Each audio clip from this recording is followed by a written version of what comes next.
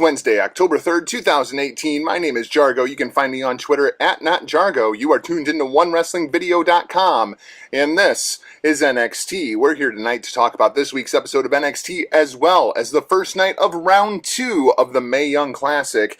So, lots to talk about. Let's go ahead and get into it. Tonight's episode kicks off with Crazy Nikki Cross. Crazy Nikki Cross is locked up in what seems to be one of Bray Wyatt's storage containers. Lots of smoke, lots of blue light, lots of creepiness. And Crazy Nikki Cross once again wants to play with Bianca Belair. She's been after this for a couple of weeks now. She's not satisfied with the draw between these two a couple of weeks ago on NXT TV. Crazy Nikki Cross wants to play with Bianca again. Crazy Nikki Cross also lets us know that she knows. Oh yes, Crazy Nikki Cross knows. What is it that Crazy Nikki Cross knows? Well, Crazy Nikki Cross knows who attacked Aleister Black, although nobody else seems to, and nobody can get this information out of Nikki Cross. Hopefully this thing comes to its conclusion in the next couple of weeks, because I am exhausted on this Who Attacked Aleister Black storyline. It's kind of holding up everything going on inside of NXT right now. Lars and EC3 are also shown backstage preparing for the big main event tonight. This kind of gives this show a big fight feel. Of course, they've been advertising now for a couple of weeks. We're going to get Lars Sullivan versus EC3 this week. Next week, we've got the big triple threat match for the North American Championship, and the week after that, we have the match for the NXT Tag Team Championships. NXT's doing a real nice job of laying this thing out and giving you a reason to watch week to week, something the main roster kind of lacking in. Unfortunately, when it comes to the results for tonight's NXT show, this is kind of where the good news ends. This week kicks off with Candice LeRae.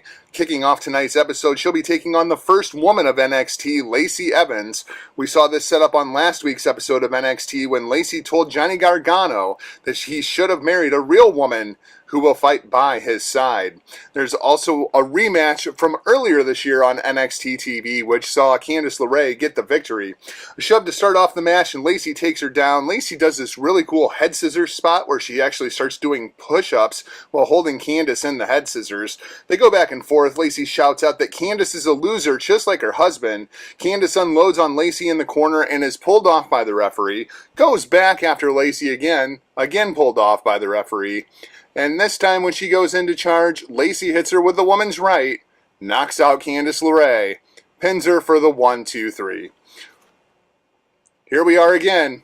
I don't know what is going on with this Lacey Evans thing, but I'm just over it. I'm not a Lacey Evans guy, and this match, once again, kind of showcases why. Candice is one of the best talents in the world, and this is still kind of a clunky match out of Lacey Evans. I'm off the Lacey Evans train. Not that I ever was on it. She just doesn't do a whole lot for me, and I think she needs a lot more seasoning inside the ring.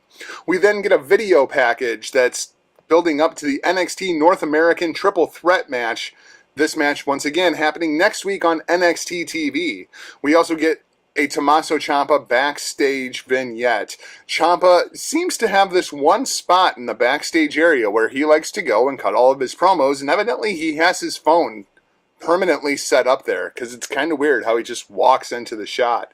This week, he's calling out the Velveteen Dream. Of course, last week we saw Velveteen directly point fingers at the Tomato Champ and say that he is the one that took out Aleister Black.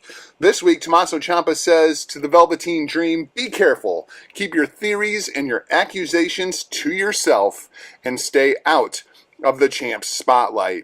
Is this leading to Velveteen Dream versus Tommaso Ciampa? Because if that is going to be our NXT Championship match at TakeOver War Games, color me incredibly underwhelmed. The Forgotten Sons out next. They're going to beat up Kirsch, Rise, and Mixon this week representing the Job Squad. Cutler wearing a face mask after getting his nose broken in the Street Profits match from a couple weeks back. This is a complete squash match. They hit a double stomp inverted DDT spot, and Riker hits a bounce powerbomb off the ropes for the win. Still absolutely zero character development out of these guys. We even saw a little bit of a backstage vignette tease that the Forgotten Sons were coming up next. We still don't know what we have forgotten about the Forgotten Sons. I have absolutely no idea what the purpose of this gimmick is supposed to be, what kind of mission these guys are on, who it is that they want to remember them. The whole Forgotten Sons angle, at this point, a complete miss for me. We then get an interview with Toni Neste backstage, and Toni Neste makes it seem like 205 Live to NXT is actually a promotion. Not really sure about that one, but he's going to be in action taking on Johnny Gargano next. This match is absolutely fantastic. The crowd is split between Johnny and Toni Neste, which actually surprised me just a little bit. Johnny hits a tope and soaks up the energy from the crowd. Toni kicks him on the top rope and then catches him into a fireman's carry when he bounces up and hits a gutbuster for a believable near fall. Toni goes for a springboard moonsault but comes up empty, lands on his feet. Johnny hits a jumping DDT into the ring. Johnny with the middle rope spear for two. Great sequence of near falls between these two. This ends with Johnny going for a Gargano escape, but Neste rolling over him and lifting him up with one arm, kind of in that triangle powerbomb spot, and then tossing him into the ropes. Neste reverses the jumping DDT and tosses Johnny outside, hits the Fosbury flop and a 450 for a 2 count. Yeah, Fosbury flop, 450, 2 count. God bless NXT. Johnny cuts off Neste's running corner knee with a super kick, hits a huge clothesline, and then the Gargano escape taps out Toni Neste very quickly. Toni Neste evidently cannot handle the Gargano escape whatsoever. Very nice for Johnny to get a win here. I'm still very confused by this Johnny wrestling Johnny failure thing that's going on inside of Full Sail.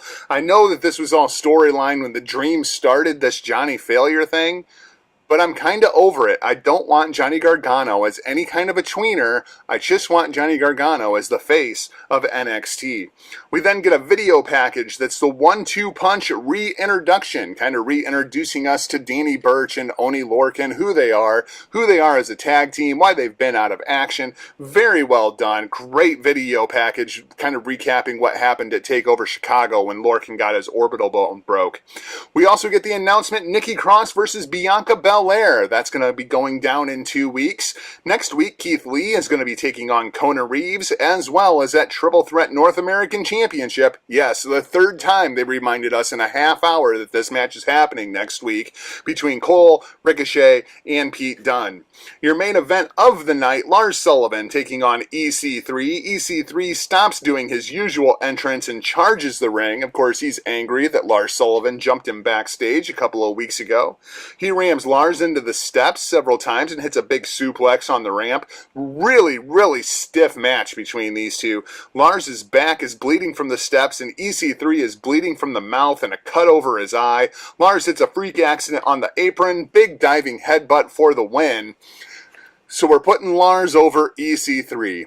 You know, when EC3 came into NXT, he said it was going to be victory after victory after victory after victory until he claimed gold inside of NXT.